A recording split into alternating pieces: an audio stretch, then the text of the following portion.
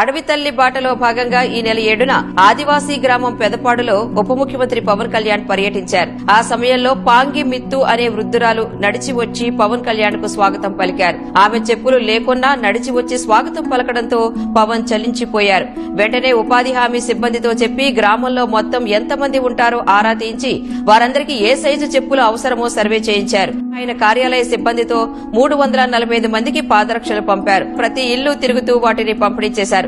తమ కష్టం తెలుసుకుని చొరవ తీసుకుని తీర్చిన పవన్ కళ్యాణ్ కు గిరిజనులు కృతజ్ఞతలు తెలిపారు. ఎందుకు ఇన్సిడెంట్ నేను ఇప్పుడు ఈ మాట చెప్తా ఉన్నానంటే, నాయకుడికి సెన్సిటివిటీ ఉండాలి, స్పందించే తత్వం ఉండాలి, కన్సర్న్ ఉండాలి, పేదవాడి చెమటను పేదవాడి బాధను అర్థం చేసుకోగలిగే తత్వం ఉండాలి. అక్కడ ఐ థింక్ కళ్యాణ్ గారికి ఉన్నది.